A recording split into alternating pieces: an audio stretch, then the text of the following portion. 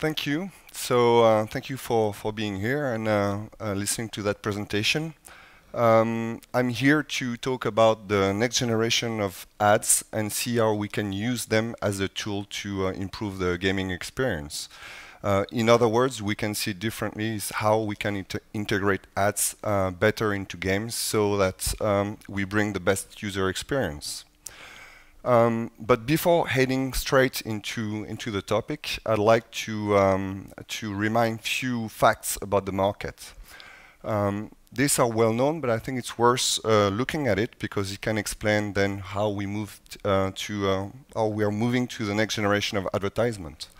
So let's look at the business model evolution in the gaming industry. We know we started with the premium model, and now we moved to the free-to-play model. We still have some games who are sold as premium, but the dominant model is the free-to-play model today. So I think it's very interesting to look at something which is well known right now in the industry, is how the total user of a free-to-play model are just distributed. We know that most of the people who play free-to-play games actually don't do any in-app purchases. Most of them, they love playing the game, but they never spend any money in it. We know that there is a minority of players who are actually spending money into the game. Here, I picked 3% because that's something sounds credible for the game. But 3% alone, a percentage doesn't mean anything. We need to look at to which user base it is applied to. 3% may sound like very little, but if it's applied to a very large user base, then it can represent a large number of people, and it can represent a lot of revenue.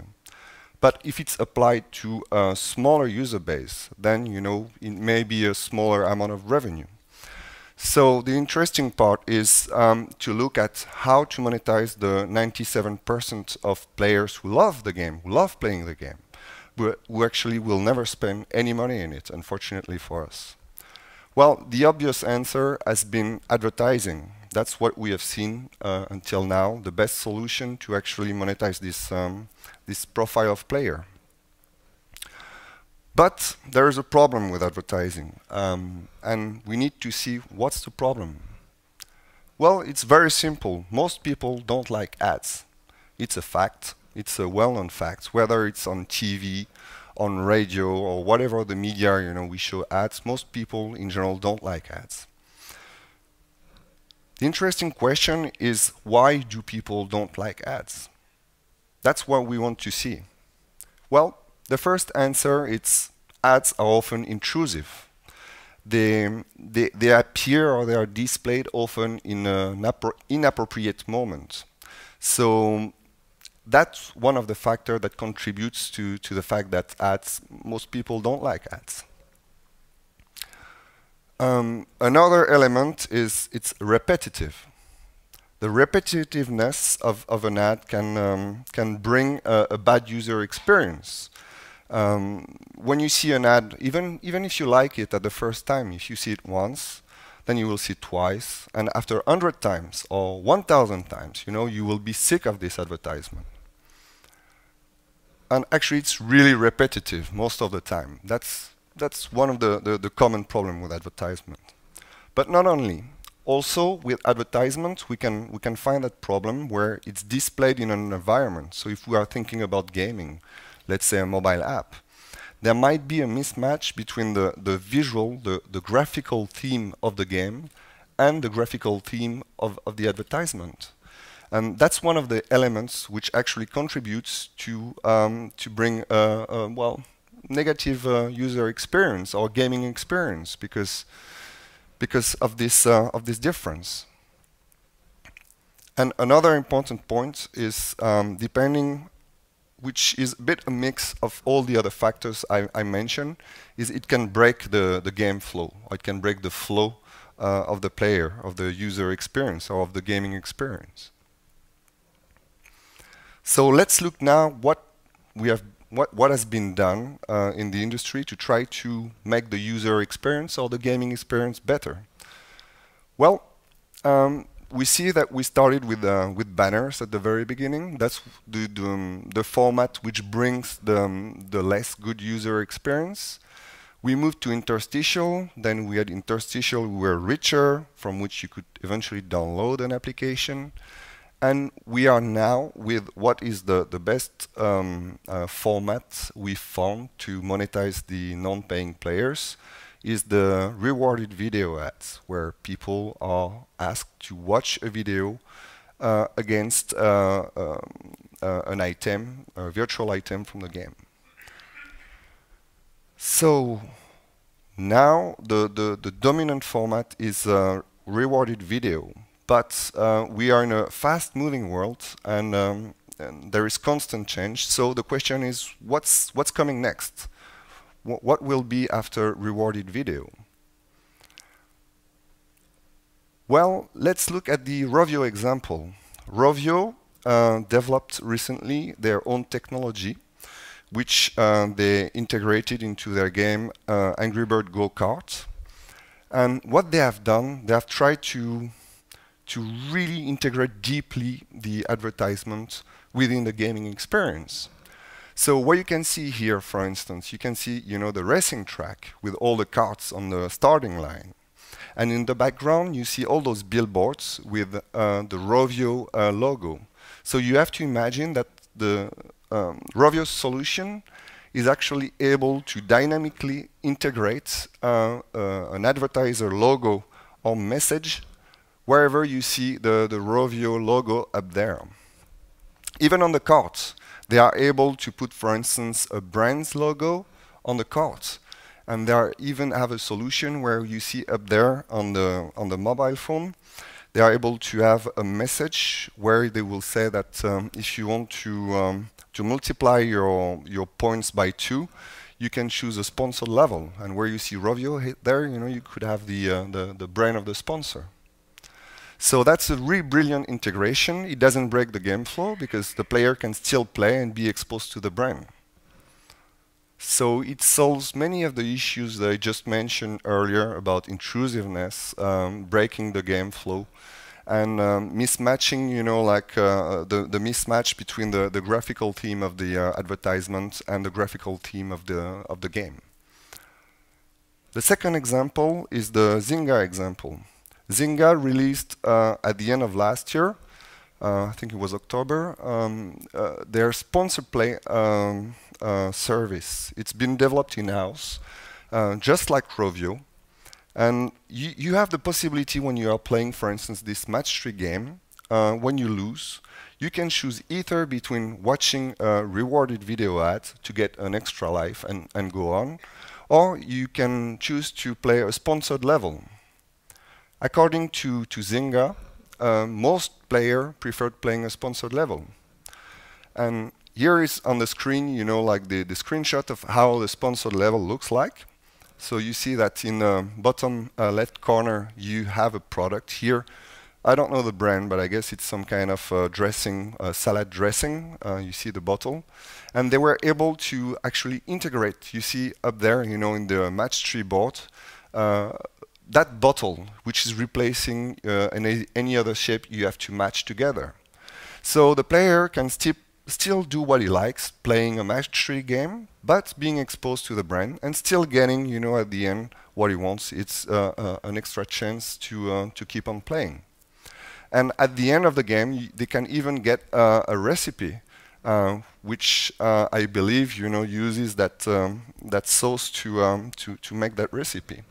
So that's again a very good way of integrating an advertisement or integrating a brand here without being intrusive, without breaking the gameplay, and finding a solution which at the end will really make the gaming experience more positive.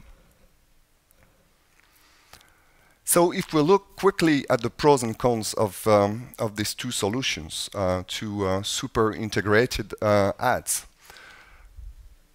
if we look at the pros, we see that we have a brilliant message integration. There is no question about that. There is a good user experience because user is still playing the game. The game is not, the flow is still the same. There is a good brand exposition. So for the brand who wants to connect with the player or with his customers in another environment, it's just perfect. According to Zynga, the KPI are much better with this type of integrated ads. They haven't given any figures, but they say that they've really seen a difference. On the downside, if you look at the cons, it's something you need to integrate into your game. So you need to think about it very early at the development stage. It can be costly to develop, obviously, because you have to create your own tool to integrate dynamically these ads directly into the game. It requires also a sales force, because if you want to connect directly with the brands and bring them in your games, you need to have people talking to the brand in each other country where you've got players, and this makes it difficult to scale. So my conclusion is these solutions are great. They are very effective, and they are good for the user or the gaming experience. But they are like big company solutions. So now is the question that comes to our mind is like, is there any solution that would be close to that, would be affordable or would be easier to use for companies or game studios who don't have such a deep pocket? Well, our luck is that there are. I have identified a couple. There is, for instance, AdMob, who've released a beta version of their native ad solution. So what Google is doing there is that they are giving all the technical tools to game developers to create their own native advertisement and to integrate it themselves into the game. So they solve part of the problem that we've seen, like what Rovio has done.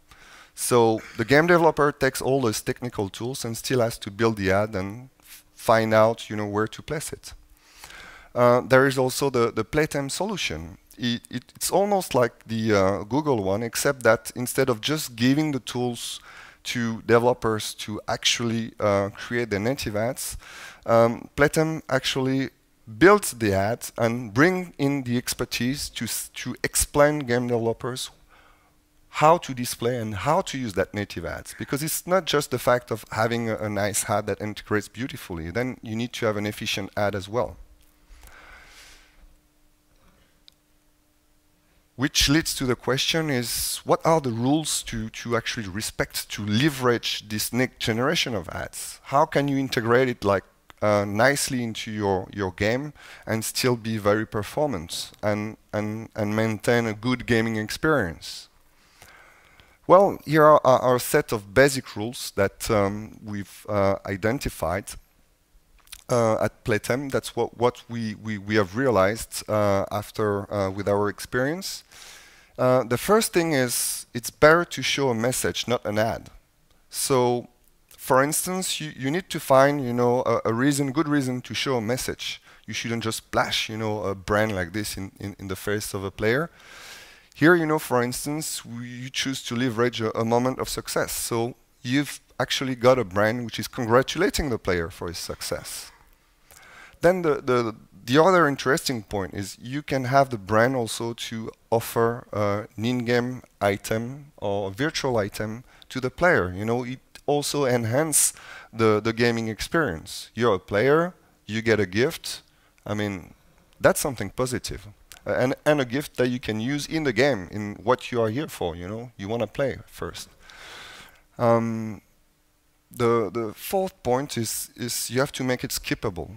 You have to let players to easily understand that if they don't like the message, that they can skip it at any time, because they are here for playing in the first place. So if they don't like the message, let them skip it. Also, it's good if the message blends perfectly into the game, and that's the point of a native or next-gen ads. It has to be beautifully integrated. You don't want to have any visual gap between the game and the message. So all these points actually help killing the intrusiveness or just making it less repetitive. Another very interesting point, and it's one of the most important, in my opinion. It's choosing the right moment. You don't want to break the flow, the game flow, by just displaying a message. There are plenty of moments, actually, because all games are different, so there are plenty of moments where it is appropriate to display a message. But here, I have a couple of examples. The moment of success I just mentioned in the previous slide.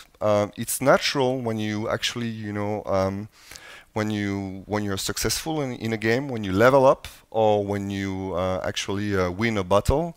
It's normal that the game will take the time to display a message and tell you how well you've done. If you've achieved if you completed the level so well, you got 3 stars and you got like this number of points extra.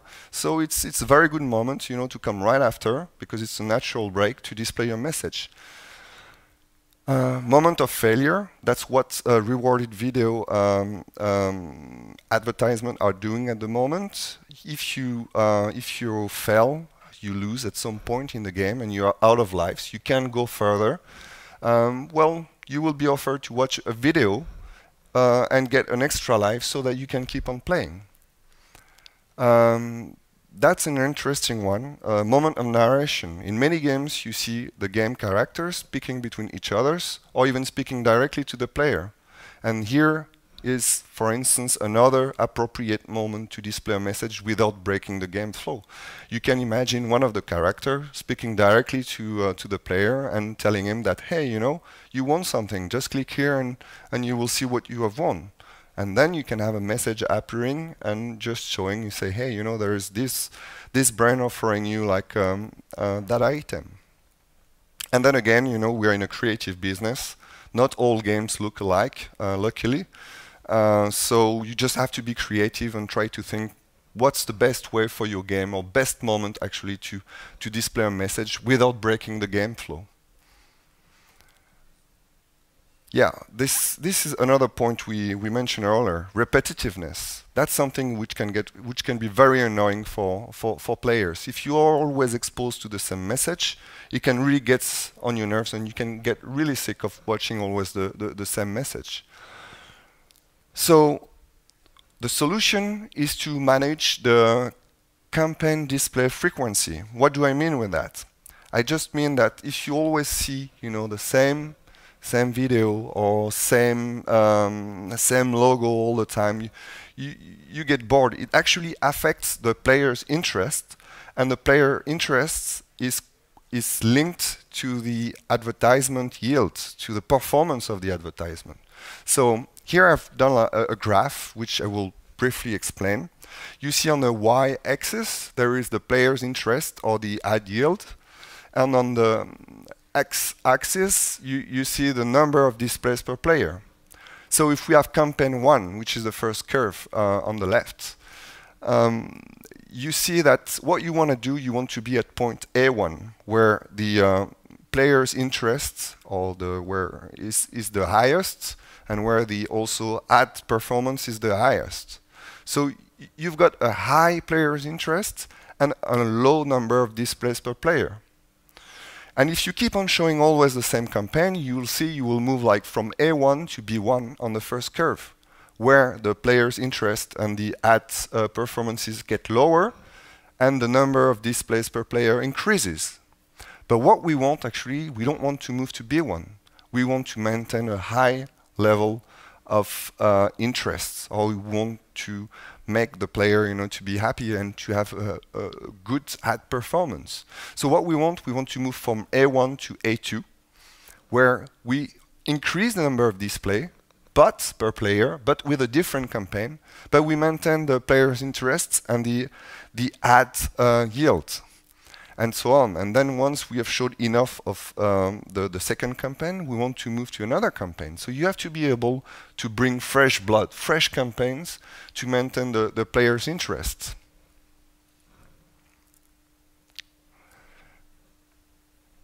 Now it's easy to say, like bring new campaigns, you have to refresh it, but then you need to get the campaigns. And we have to see how you can increase the number of campaigns and refresh it easily. So let's look at what solution we have. The solution is to tap into non-gaming brands. Here, what we are seeing at the moment in the gaming industry, we are seeing like games advertising other games. And when I play mobile games, I see often the same campaign, you know, because there are like some games, they have so much money, they are everywhere, they are buying all the space. So even though, you know, the campaign are very well done, very nicely done, at some point, you know, again, that's what I was explaining, if you always see the same one, it affects negatively the player experience. But if you tap into non-gaming brands, the advantage is like you have so many of them. And each of them with a large amount of money to spend, you know, many of them wants to connect with their customers in another environment, and the gaming environment is a good one. So it's a good way to actually achieve that. Now the question is, it's not easy to go and talk to brands. You know, you can just knock at the door, say, hey, you know, I have a great solution to expose you in my games, and you can get them like, you can connect with them that easily. Big players, again, like Rovio or Zynga, have that opportunity because they are so big that they can do it. So let's see how can we do it, you know, without big Rovio or Zynga. And the solution is to go programmatic.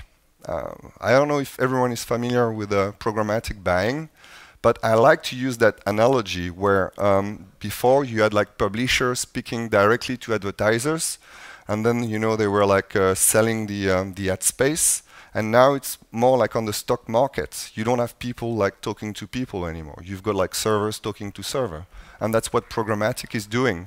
You have like servers like SSP, which is supply side platform, which are representing basically publishers.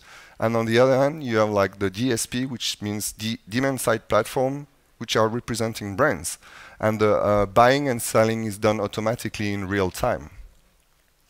So that's one solution to go for, to reach brands easily. The fact of going programmatic make it scalable. Because if you want to connect with brands in many other countries where your player are, you just need to connect to another platform in that country, and it will take you time to connect. But once you're connected, you have a steady flow of campaigns coming in. You have like an advertiser in that new region who can actually, you know, always bid for your inventory.